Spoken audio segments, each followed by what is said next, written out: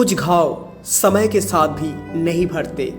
कुछ घटनाएं इतिहास में दर्द और गर्व दोनों की अमिट छाप छोड़ जाते हैं।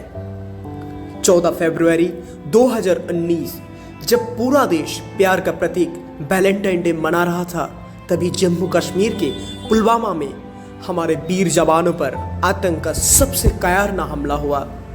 इस हमले ने न केवल हमारे 40 वीर सपूतों को हमसे छीन लिया, बल्कि पूरा देश के सीने पर एक ऐसी ज्वाला प्रज्वलित कर दी जो देशभक्ति और न्याय की भावना और अधिक सशक्त कर गई।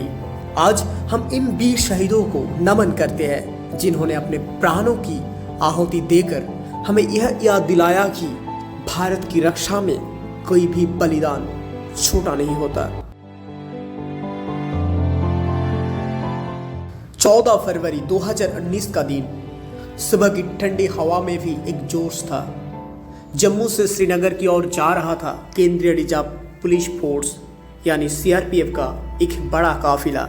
लगभग 78 गाड़ियों में 2500 से अधिक जवान अपने कर्तव्य की ओर बढ़ रहे थे।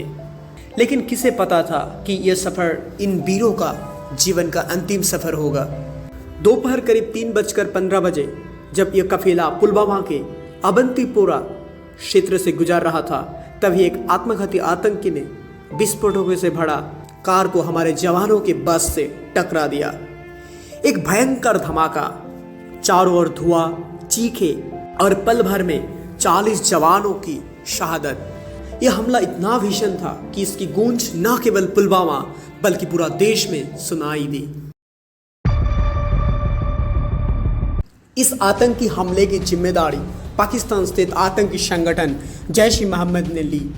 हमलावर का नाम था आदिल अहमद डर, जो कश्मीर का ही रहने वाला था।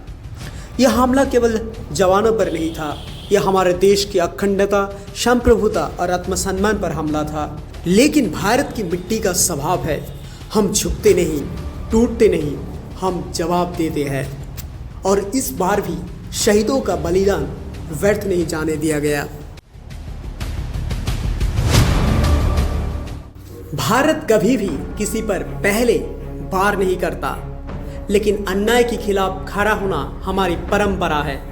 इस हमले के ठीक 12 दिन बाद यानी 26 फरवरी 2019 को भारतीय वायुसेना ने पाकिस्तान के बालाकोट में जैश-ए-मोहम्मद के आतंकी ठिकानों पर एयर स्ट्राइक कर 300 से अधिक आतंकियों को मार गिराया। ये सिर्फ बदला नहीं था, ये एक संदेश था। अगर हमारे वीर सपूतों पर एक गोली भी चलेगी तो हम शत्रु को खत्म करने की संकोच नहीं करेंगे। ये ऑपरेशन भारतीय वायुसेना के इतिहास में स्वर्णिम अक्षर में लिखा गया। मिराज 2000 लड़ाकू विमानों ने आतंक के अड्डे को नेस्तनाबूद कर दिया और भारत ने फिर से सिद्ध कर दिया कि यह देश केवल सहन करने के लिए नहीं बल्कि अपना सम्मान की रक्षा के लिए भी जाना जाता है।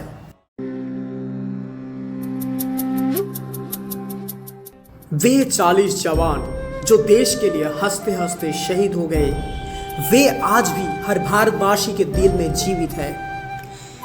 इनमें से कोई किसी का माँ का एकलौता बेटा था, कोई किसी का बहन का रक्षक, कोई किसी पिता का उम्मीद और कोई किसी मासूम बच्चे की दुनिया। उनकी शहादत का सम्मान करने का सबसे बड़ा तरीका है कि हमें अपने देश का एकता, अखंडता और सुरक्षा के प्रति हमेशा सजग रहे।